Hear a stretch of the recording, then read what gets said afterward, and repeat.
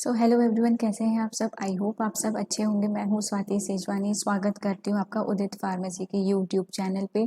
लेकर आ गई हूँ आपके लिए नेक्स्ट फार्माकोलॉजी का एक बहुत ही इम्पॉर्टेंट सा लेक्चर, जो कि है bio availability and the factors affecting bio availability. ये जो आपका टॉपिक है, ये आपके यूनिट फर्स्ट का एक टॉपिक है। ये आपको यहाँ पे मैंने सिलेबस शो किया है। यहाँ पे जो थर्ड पार्ट आपको दिख रहा है, bio availability and the factors affecting bio availability. आज हम ये वाला टॉपिक डिस्कस करने वाले हैं यूनिट फर्स्ट में से। तो डिस्कस करने से पहले मैं आपको इसका जनरल ओवरव्यू दे देती हूँ। सबसे पहले ये जो टर्म है बायो अवेलेबिलिटी, ये बायो अवेलेबिलिटी का मतलब क्या है। हम कोई दवाई लेते हैं, कोई डोजेज फॉर्म लेते हैं, सपोज टैबलेट लिया, कैप्सूल लिया, वो हमारी बॉडी में गया, डिसइंटीग्रेट हुआ और वो उसमें से जो ड्रग थी वो एब्जॉर्ब हो गई। ठीक है, वो जो ड्रग की कितनी मात्रा एब्जॉर्ब हुई है, कितना अमाउंट, कितना रेट एब्जॉर्ब हुआ है, उसे हम कहते हैं बायो अवेलेबिलिटी। ठीक है, ये मैंने आपको हिंदी में समझाया, लेकिन अगर हम इसकी इंग्लिश में डेफिनेशन लिखना चाहें तो कैसे लिखेंगे? लिखेंगे रेट एंड अमाउंट। किसका? Rate and amount of absorbed drug. सिर्फ ड्रग नहीं, एब्जॉर्ब्ड ड्रग। ड्रग हमारी बॉडी में गई, कितनी एब्जॉर्ब हुई, ठीक है, उसकी जो गति, उसका जो अमाउंट है, ठीक है, उसे हम कहेंगे बायो अवेलेबिलिटी। ठीक है, कहाँ गई? सिस्टमिक सर्कुलेशन में। सिस्टमिक सर्कुलेशन मतलब ब्लड। तो डेफिनेशन क्या हो गई इसकी? The rate and amount of absorbed drug reaches to, reach मतलब पहुंचना, रीचेस टू सिस्टमिक सर्कुलेशन मतलब आपका blood is known as bioavailability. उसको क्या कहते हैं? बायो अवेलेबिलिटी कहते हैं। मैं इंग्लिश में समझाती थी, आप लोग कहते थे हिंदी में समझाइए, हिंदी में समझाइए, इसलिए मैं बायो अवेलेबिलिटी को बिल्कुल हिंदी डेफिनेशन में समझा रही हूँ कि आपकी ड्रग जो है, एब्जॉर्ब्ड ड्रग जो है, उसकी कितनी गति से और कितनी मात्रा में आपके ब्लड में पहुंचा है, उसको कहते हैं बायो अवेलेबिलिटी। ठीक है, तो the rate and amount of absorbed drug reaches to the systemic circulation is known as bioavailability. ये इसका जनरल ओवरव्यू था, जनरल कंसेप्ट था। अब हम आगे स्टार्ट करते हैं। अगर हम साइंटिफिक टर्म्स की बात करें तो बायो अवेलेबिलिटी मतलब, bioavailability is the rate and extent. Extent का मतलब होता है अमाउंट। ठीक है, bioavailability is the rate and extent to which an administered drug reaches the systemic circulation. जो डेफिनेशन अभी मैंने आपको बताई, वही यहाँ पे दूसरे वर्ड्स में लिखी हुई है कि बायो अवेलेबिलिटी मतलब आपकी जो अब्जॉर्ब्ड ड्रग है, वो किस रेट और किस एक्सटेंट से सिस्टमिक सर्कुलेशन में पहुंच रही है, उसे कहते हैं बायो अवेलेबिलिटी। एग्जाम्पल अगर हम देखें, फॉर एग्जाम्पल हमने 100 mg ड्रग ली, ठीक है, 100 mg ड्रग हमने ओरली ली, लेकिन उसमें से सिर्फ 70 mg ही एब्जॉर्ब हुई। ठीक है, मतलब अनचेंज्ड फॉर्म में जितनी ड्रग एब्जॉर्ब हुई वो सिर्फ 70 mg ही एब्जॉर्ब हुई। तो उस ड्रग की बायो अवेलेबिलिटी कितनी कहलाएगी? 70% कहलाएगी। अगर 80 mg हुई होती तो 80% कहलाती, 60 mg हुई होती तो 60% कहलाती। जितनी ज़्यादा आपकी ड्रग की बायो अवेलेबिलिटी होती है, उतना ही अच्छा उसका परफॉर्मेंस होता है। अब ये जो बायो अवेलेबिलिटी है, इसको डिटरमाइन कैसे करते हैं? इसको डिटरमाइन करते हैं एक फॉर्मूले से, जो अभी हम आगे देखेंगे। Determining bioavailability is important for calculating drug dosages for non intravenous routes of administration. लेकिन अब इस बायो अवेलेबिलिटी को कैलकुलेट करने की ज़रूरत क्या है? ज़रूरत इसलिए है कि अगर हम बायो अवेलेबिलिटी कैलकुलेट नहीं करेंगे तो हमें पता ही नहीं चलेगा कि हम जो डोज दे रहे हैं उसमें से कितनी ड्रग हमारे ब्लड में पहुंच रही है, कितना डोज पेशेंट के लिए ज़रूरी है, कितने डोज में पेशेंट ठीक होगा। ठीक है, तो इसके लिए बायो अवेलेबिलिटी को डिटरमाइन करना बहुत ज़रूरी है। देखो तो कैसे बायो अवेलेबिलिटी को डिटरमाइन किया जाता है। आपने फार्माकोलॉजी जब पढ़ी तो उसमें दो मेन पैरामीटर्स होते हैं, आपने पढ़ा होता। एक होता है फार्माकोकाइनेटिक्स, एक होता है फार्माकोडायनामिक्स। तो जो फार्माकोकाइनेटिक स्टडी की जाती है ड्रग की, ठीक है, वो क्यों की जाती है? ताकि आपको प्लाज्मा ड्रग कंसंट्रेशन पता चल जाए। ठीक है, कैसे पता की जाती है फार्माकोकाइनेटिक स्टडी?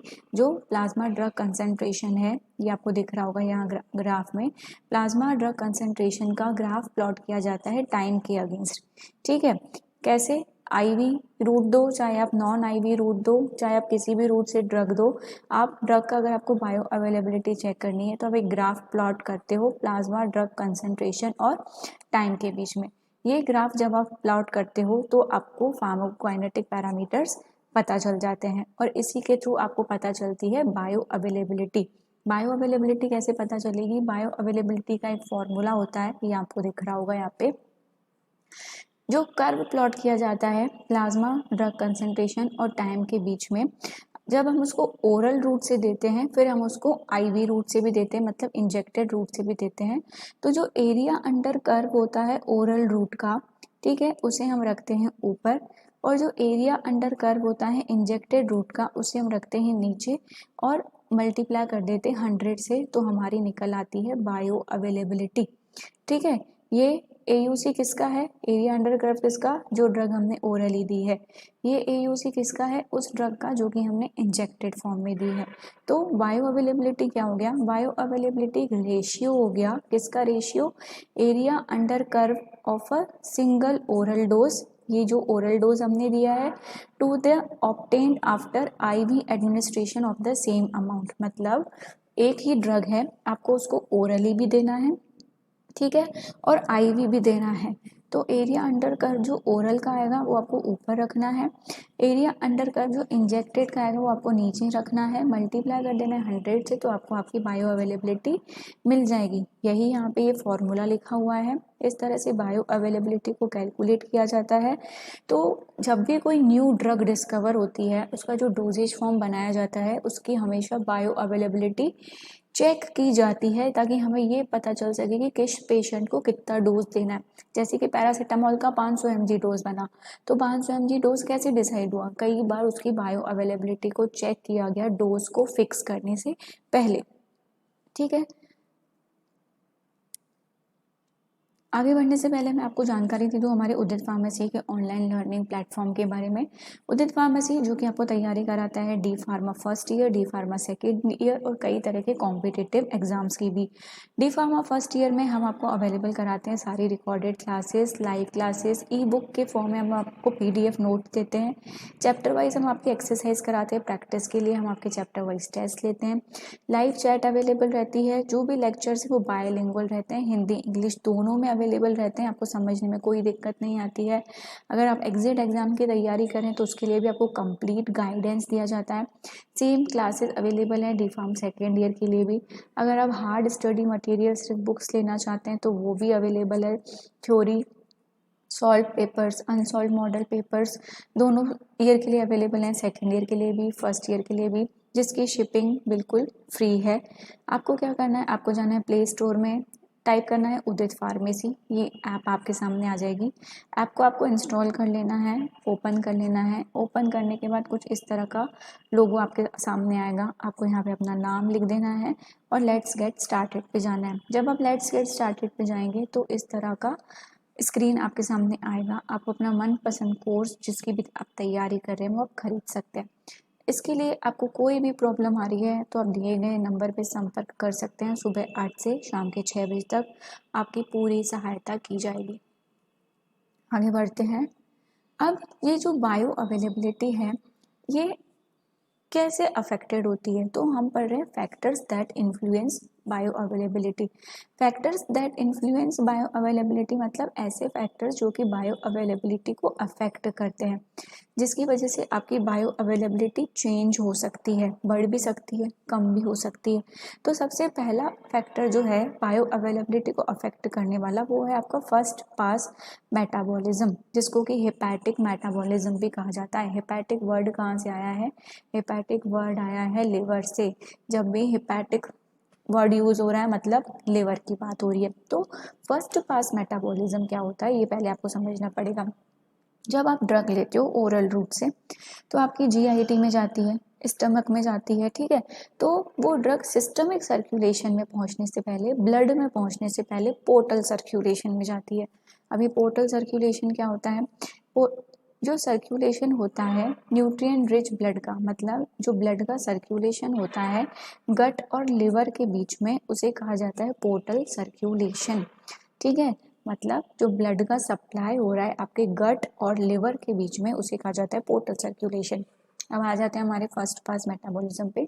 आपने ड्रग ली, वो ड्रग कहाँ गई, जीआईटी में गई, जीआईटी के बाद वो ड्रग पोर्टल सर्कुलेशन में गई, उसके बाद वो सिस्टमिक सर्कुलेशन में गई। तो ड्रग को कितना टाइम लग गया सिस्टमिक सर्कुलेशन पहुंचने में, बहुत टाइम लग गया। इसीलिए क्या होता है, अगर हम 100 mg ड्रग लेते हैं तो उसमें से केवल 70 mg ड्रग ही एब्जॉर्ब हो पाती है, जबकि 30 mg जो है वो पोर्टल सर्कुलेशन में ही रह जाती है। तो सबसे पहला फैक्टर जो है वो होता है हेपेटिक मेटाबॉलिज्म, कि ड्रग जब पूरे जीआईटी में घूमती है तो वहाँ पे मेटाबोलाइट हो जाती है, इसकी वजह से पूरी की पूरी ड्रग जो है एब्जॉर्ब नहीं हो पाती है। ठीक है, अब क्या होता है, अगर ड्रग जो है लिवर या गट में ही मेटाबोलाइज हो जाएगी, मतलब ड्रग आपने ली, आपने टैबलेट ली, ठीक है, वो आपकी जीआईटी में गई, और अगर ड्रग लिवर या गट में ही मेटाबोलाइज हो जाएगी उसके इनिशियल पैसेज के थ्रू, तो जो अनचेंज्ड ड्रग है, मतलब जो अब्जॉर्ब्ड, जो ड्रग एब्जॉर्ब होनी चाहिए वो ड्रग का एब्जॉर्ब अमाउंट कम हो जाएगा। ठीक है, सपोज आपने 100 mg ड्रग ली, उसमें से सिर्फ 50 mg ही जो है वो अनचेंज्ड होकर सिस्टमिक सर्कुलेशन में पहुंच पाई, तो 50 mg तो डिग्रेड हो गई ना। ठीक है, तो ये क्या होता है, फर्स्ट पास मेटाबॉलिज्म होता है। ये फर्स्ट पास मेटाबॉलिज्म किसके द्वारा होता है, इंटेस्टाइन के द्वारा होता है या फिर लिवर के द्वारा होता है। और ये कब होता है, जब आप ड्रग को ओरल रूट से लेते हो, पेरेंट्रल में ये नहीं होता, क्योंकि पेरेंट्रल में ड्रग आपकी डायरेक्टली ब्लड में जाती है, फर्स्ट पास मेटाबॉलिज्म उसमें नहीं होता, फर्स्ट पास मेटाबॉलिज्म सिर्फ ओरल मेडिकेशंस में होता है। ठीक है, तो ये जो फर्स्ट पास मेटाबॉलिज्म है ये कई बार आपकी बायो अवेलेबिलिटी को अफेक्ट करता है।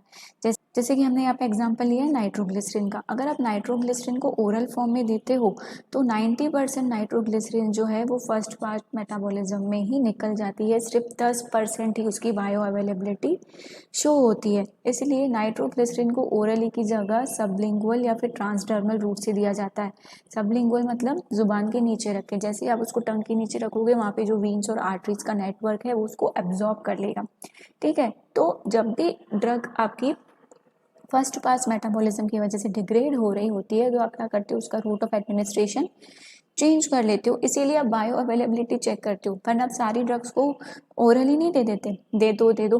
क्यों, अगर किसी ड्रग की बायो अवेलेबिलिटी बहुत ज़्यादा नष्ट हो रही है, खराब हो रही है फर्स्ट पास मेटाबॉलिज्म से, तो आप रूट ऑफ एडमिनिस्ट्रेशन को चेंज करते हो। जैसे कि नाइट्रोग्लिसरीन है वो 90% जो है डिग्रेड ही हो जाती है जब उसको ओरल रूट से लेते हो, फर्स्ट पास मेटाबॉलिज्म से डिग्रेड हो जाती है, इसीलिए उसे सबलिंगुअल या ट्रांसडर्मल रूट से लिया जाता है।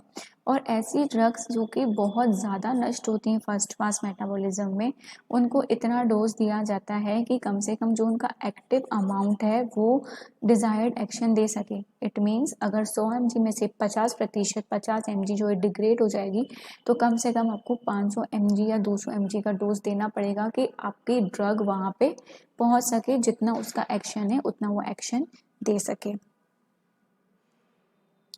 अब ये फर्स्ट पास हेपेटिक मेटाबॉलिज्म होता क्या है, वैसे तो मैंने आपको समझा दिया, एक बार और समझा देती हूँ।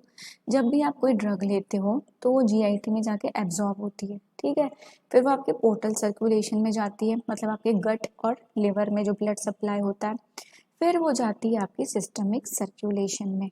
अगर जो ड्रग आपने ली है वो लिवर में या गट में ही मेटाबोलाइज हो जाएगी, तो जो अब्जॉर्ब्ड ड्रग है वो सिस्टमिक सर्कुलेशन में नहीं पहुंच पाएगी, इसे कहते हैं फर्स्ट पास हेपेटिक मेटाबॉलिज्म। तो फर्स्ट पास हेपेटिक मेटाबॉलिज्म जो है इंटेस्टाइन या फिर लिवर में होता है, जिसकी वजह से कई बार ड्रग की एफिकेसी अफेक्टेड होती है।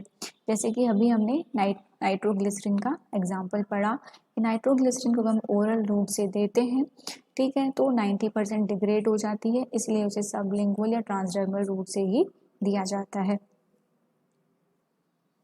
फर्स्ट पास मेटाबॉलिज्म के बाद जो दूसरे फैक्टर्स अफेक्ट करते हैं आपकी बायो अवेलेबिलिटी को, वो है बायोलॉजिकल फैक्टर्स, जैसे कि इंसुलिन। इंसुलिन जो है जीआईटी में जाते ही डिग्रेड हो जाता है, ख़राब हो जाता है। क्यों, क्योंकि वहाँ पे डिग्रेडेटिव एंजाइम्स प्रेजेंट रहते हैं। सेकेंड एग्जाम्पल है टेट्रासाइक्लिन। टेट्रासाइक्लिन अगर आप लेते हो तो वो क्या करता है, कॉम्प्लेक्स बना लेता है आपके फूड के साथ, मिल्क के साथ, मेनली जब भी आप टेट्रासाइक्लिन लेते हो तो डॉक्टर आपको कहता है कि इसके साथ दूध मत पीना। क्यों? क्योंकि दूध में क्या होता है, कैल्शियम होता है, और ये कैल्शियम क्या करता है, टेट्रासाइक्लिन के साथ कॉम्प्लेक्स बना लेता है। तो अगर आपने टेट्रासाइक्लिन ली और मिल्क पी लिया तो कॉम्प्लेक्स बन जाएगा, आपकी ड्रग जो है कैल्शियम के साथ जाके बाइंड हो जाएगी और उसका इफेक्ट नहीं आएगा। इफेक्ट नहीं आएगा तो उसकी बायो अवेलेबिलिटी अफेक्ट होगी। थर्ड एग्जाम्पल है पेनिसिलिन जी का। पेनिसिलिन जी क्या है, ये गैस्ट्रिक पीएच में बहुत ज़्यादा अनस्टेबल होती है। तो सिर्फ फर्स्ट पास मेटाबॉलिज्म ही ऐसा नहीं होता जो कि आपकी बायो अवेलेबिलिटी को अफेक्ट करता है, उसके अलावा जैसे दूसरे बायोलॉजिकल फैक्टर्स भी अफेक्ट करते हैं। तो बायोलॉजिकल फैक्टर्स क्या हो गए, आपके एंजाइम्स हो गए, ठीक है, आपका फूड हो गया, आपका गैस्ट्रिक पीएच हो गया। इसके अलावा थर्ड फैक्टर जो अफेक्ट करता है आपकी बायो अवेलेबिलिटी को, वो है फार्मास्यूटिकल फैक्टर्स। यानी कि आपने जो ड्रग का फॉर्मुलेशन किया है वो, अब ड्रग का जो अब्जॉर्प्शन है वो भी चेंज हो सकता है कई फैक्टर्स की वजह से, जैसे कि ड्रग की केमिस्ट्री पे सबसे ज़्यादा डिपेंड करता है। फॉर एग्जांपल पार्टिकल साइज, अगर ड्रग का पार्टिकल साइज बहुत ज़्यादा होगा, बड़ा होगा, तो उसका एब्जॉर्प्शन कम होगा। हमेशा आपने पढ़ा होगा कि पार्टिकल साइज अगर कम रहता है, ठीक है, पार्टिकल साइज कम रहेगा, सरफेस एरिया ज़्यादा रहेगा, सरफेस एरिया ज़्यादा रहेगा तो उतना ही एब्जॉर्प्शन ज़्यादा रहेगा। तो पार्टिकल साइज से आपकी बायो अवेलेबिलिटी अफेक्ट होती है। सॉल्ट फॉर्म से अफेक्ट होती है कि आपने कौन सा सॉल्ट फॉर्म यूज़ किया अपनी ड्रग का। पॉलीमॉर्फिज्म से अफेक्टेड होती है, कितनी तरह की कोटिंग करी आपने अपनी ड्रग पे, कौन सी कोटिंग करी है, कौन कौन से एक्सीपियंट्स आपने यूज़ किए हैं, मतलब बाइंडर्स कैसे यूज़ किए हैं, डिस्पर्सिंग एजेंट्स कैसे यूज़ किए हैं, ठीक है, उसका डिजोल्यूशन क्या रहेगा आपकी ड्रग का। इन सारी चीज़ों से आपके ड्रग का अब्जॉर्प्शन चेंज होता है, और जैसे ही अब्जॉर्प्शन चेंज होता है आपकी बायो अवेलेबिलिटी में चेंज आता है। आपकी बायो अवेलेबिलिटी जो है पूरी की पूरी ड्रग के अब्जॉर्प्शन पे ही डिपेंडेंट होती है, ठीक है। तो पहला फैक्टर हो गया फर्स्ट पास मेटाबॉलिज्म, दूसरा हो गया बायोलॉजिकल फैक्टर्स, तीसरे हो गए फार्मास्यूटिकल फैक्टर्स, और फोर्थ फैक्टर आता है ड्रग के एब्जॉर्प्शन का, वो है आपकी ड्रग की सॉल्युबिलिटी, ठीक है। अगर आपकी ड्रग बहुत ज़्यादा हाइड्रोफिलिक होगी तो वो बिल्कुल एब्जॉर्ब नहीं हो पाएगी। क्यों? क्योंकि आपकी जो सेल मेम्ब्रेन्स रहती हैं वो लिपिड लविंग रहती हैं। हाइड्रोफिलिक ड्रग्स कभी भी इजीली सेल मेम्ब्रेन्स को क्रॉस नहीं कर सकती, ठीक है। तो अगर ड्रग हाइड्रोफिलिक रहेगी तो वो एब्जॉर्ब हो ही नहीं पाएगी, एब्जॉर्ब हो नहीं पाएगी तो बायो अवेलेबिलिटी शो नहीं करेगी। क्यों नहीं करेगी? क्योंकि hydrophilic drugs lipid rich cell membranes को क्रॉस नहीं कर सकती। तो क्या लिपोफिलिक ड्रग जो है पुअरली एब्जॉर्ब नहीं होंगी, अच्छे से एब्जॉर्ब हो जाएंगी? नहीं। अगर आपकी ड्रग बहुत ज़्यादा लिपोफिलिक रही तब भी वो एब्जॉर्ब नहीं होगी। क्यों? क्योंकि वो सेल मेम्ब्रेन को तो क्रॉस कर लेगी, लेकिन आपकी जो बॉडी फ्लूइड्स हैं वो तो एक्वस है ना। आपकी बॉडी में जो फ्लूइड्स हैं वो तो वाटर वाले हैं ना। अगर वो सेल मेम्ब्रेन को क्रॉस भी कर लेंगी तो बॉडी फ्लूइड में जाके सॉल्यूबल ही नहीं हो पाएंगी, ठीक है। तो ना पूरी तरह से हाइड्रोफिलिक ड्रग अच्छा एब्जॉर्प्शन शो करती है, ना पूरी तरह से लिपोफिलिक ड्रग अच्छा एब्जॉर्प्शन शो करती है। तो अगर हमें ड्रग को अच्छे से एब्जॉर्ब कराना है तो वो लिपोफिलिक होनी चाहिए, लेकिन उसके साथ साथ वो एक्वस सॉल्यूशंस में सॉल्यूबल भी होनी चाहिए, तभी जाके आपकी ड्रग जो है अच्छे से एब्जॉर्ब हो पाएगी और उसकी अच्छी बायो अवेलेबिलिटी आ पाएगी। इसीलिए जो भी ड्रग्स यूज़ की जाती हैं या तो वीक एसिड्स होती हैं या तो वो वीक बेसिस होते हैं, ठीक है, ना ही पूरे स्ट्रॉन्ग एसिड या strong bases. Drugs that are highly lipid soluble transported in aqueous solution by carrier proteins। अब ऐसी ड्रग्स जो कि बहुत ही लिपिड सॉल्यूबल है लेकिन हमें उसको ट्रांसपोर्ट तो कराना है, तो हम उसको एक्वस सॉल्यूशन में कैसे ट्रांसपोर्ट कराते हैं? कैरियर प्रोटीन्स के थ्रू ट्रांसपोर्ट कराते हैं, जो कि हम आगे बहुत डिटेल में पढ़ने वाले हैं। तो हम कौन से कैरियर प्रोटीन्स यूज़ करते हैं? जैसे कि हम यूज़ करते हैं एल्ब्यूमिन, ठीक है। तो सॉल्युबिलिटी जो है ड्रग की वो भी बहुत ज़्यादा अफेक्ट करती है। ड्रग ना पूरी तरह से हाइड्रोफिलिक होनी चाहिए, ना बहुत ज़्यादा लिपोफिलिक होनी चाहिए, ठीक है। आपकी ड्रग काफ़ी हद तक लिपोफिलिक होनी चाहिए, लेकिन ऐसी होनी चाहिए कि वो एक्वस सॉल्यूशंस में सॉल्यूबल हो सके। और अगर आपकी ड्रग लिपोफिलिक है तो हम उसको कैरियर प्रोटीन्स के थ्रू सॉल्यूबल कराते हैं एक्वस सॉल्यूशंस में। इसके अलावा जो दूसरे फैक्टर्स अफेक्टेड करते हैं आपकी बायो अवेलेबिलिटी को, वो है आपकी इंटेस्टाइनल मोटिलिटी। मोटिलिटी मतलब मूवमेंट, आपके इंटेस्टाइन में कैसा मूवमेंट हो रहा है, उससे भी बायो अवेलेबिलिटी अफेक्ट होती है। डिजीज स्टेट्स, आपको क्या क्या डिजीजेस हैं, ठीक है, तो उसके हिसाब से लिवर में मेटाबॉलिज्म होता है, आपका जीआईटी कैसे फंक्शन कर रहा है, इन सारी चीज़ों से भी ड्रग की जो है बायो अवेलेबिलिटी अफेक्टेड होती है। बायो अवेलेबिलिटी के साथ एक टर्म हमेशा यूज़ किया जाता है, बायो इक्विवेलेंस। बायो इक्विवेलेंस मतलब दो ड्रग फॉर्मुलेशंस हैं, ठीक है। हम उसको बायो इक्विवेलेंट कब कहेंगे, जब हम उसकी आपस में बायो अवेलेबिलिटी चेक करेंगे। हम जब उसकी आपस में बायो अवेलेबिलिटी को कंपेयर करेंगे और बिल्कुल सेम पीक ब्लड कंसनट्रेशंस देंगी, अगर वो बिल्कुल सेम, तभी हम कहेंगे कि वो ड्रग जो है वो बायो इक्विवेलेंट है। सेम पीक ब्लड कंसनट्रेशन मतलब जैसे अभी हमने ग्राफ प्लॉट किया था प्लाज्मा ड्रग कंसनट्रेशन और टाइम के बीच में, तो दोनों का अगर सेम पीक आता है ग्राफ में एरिया अंडर कर्व में, तो हम कहेंगे वो ड्रग जो है बायो इक्विवेलेंट है। बायो इक्विवेलेंस के बाद नेक्स्ट टर्म आता है हमारा थेराप्यूटिक इक्विवेलेंस। थेराप्यूटिक इक्विवेलेंस मतलब जो दो ड्रग फॉर्मुलेशंस हैं, हम उनको थेराप्यूटिकली इक्विवेलेंट तब कहेंगे जब वो फार्मास्यूटिकली इक्विवेलेंट होंगी। इट मीन्स अगर सेम डोजेज फॉर्म है, सेम एपीआई है, और अगर हम सेम रूट ऑफ एडमिनिस्ट्रेशन से उसको ले रहे हैं और उनकी क्लिनिकल और सेफ्टी प्रोफाइल सेम है, तो हम उसको क्या कहेंगे कि वो थेराप्यूटिकली क्या है, इक्विवेलेंट है।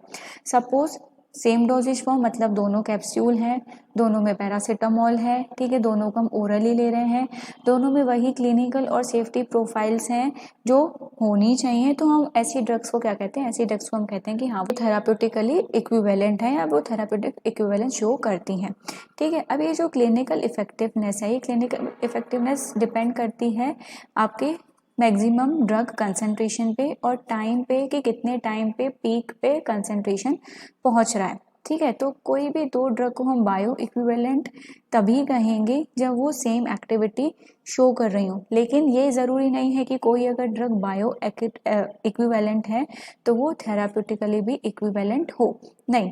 ऐसा भी हो सकता है कि कोई दो ड्रग्स हैं वो बायो इक्विवेलेंट हैं लेकिन वो थेराप्यूटिकली इक्विवेलेंट ना हो। तो ये टर्म्स हैं बायो इक्विवेलेंस और थेराप्यूटिक इक्विवेलेंस के बारे में। रिमेनिंग हम लोग नेक्स्ट लेक्चर्स में डिस्कस करेंगे। That's all for today, thank you so much.